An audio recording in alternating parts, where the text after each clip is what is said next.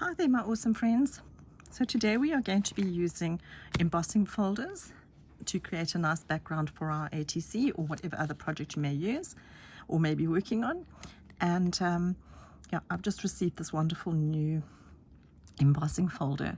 So if you're not familiar with embossing folders, please do yourself a favor and have a look at all the lovely YouTube tutorials that are on embossing folders.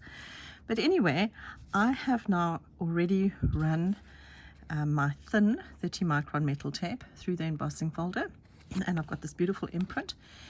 This technique actually works better on your heavier metal tape, your 70 micron, but for today's tutorial we'll be doing it on the 30.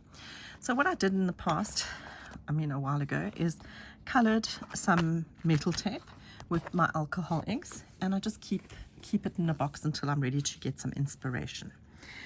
Okie dokie. So I've already prepped my two ATC. You know I like working in pairs, and I'm going to show you two different techniques.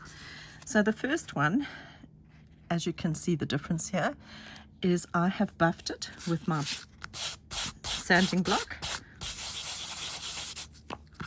and the ink stays in all the depressed areas, and the top surface is obviously buffed away, but it gives a really nice technique.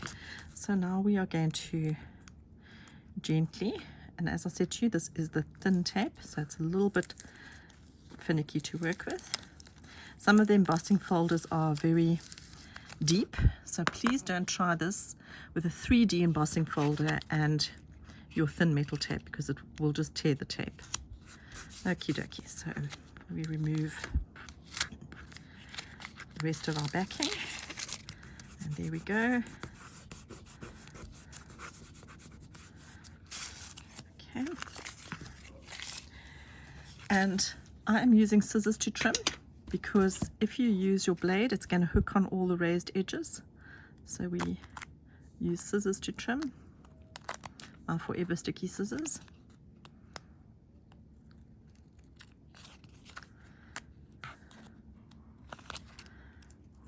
You wouldn't believe that I honestly cleaned these scissors 15 minutes ago.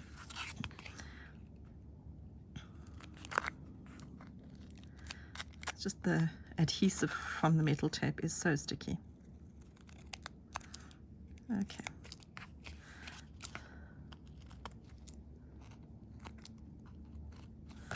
Alrighty then, how cute is that? So that's our first background.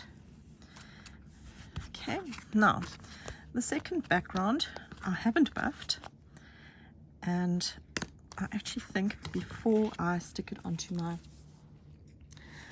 ATC, I'm going to ink it. So I have some Stazon jet black ink pad, which I've used for my scrapbooking and that, and all I'm doing is gently rubbing this over. Now the Stazon is like a permanent ink, so wherever you rub it, it's going to stay.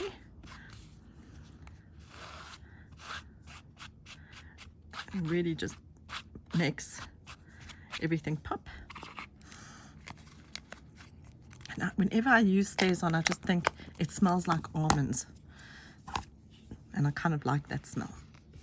So look at the difference in the color, and then gently, once again, remove the backing.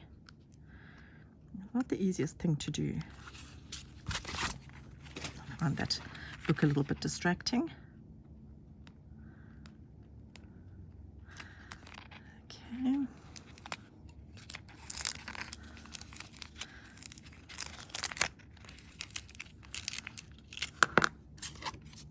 then place our card on here and remove that. And then once again also trim it.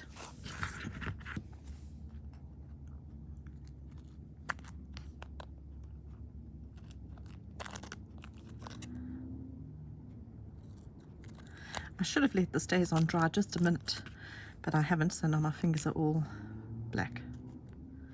But that's impatience for you.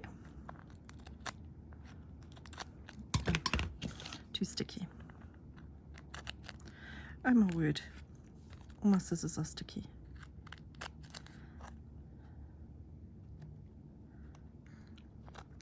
Okay.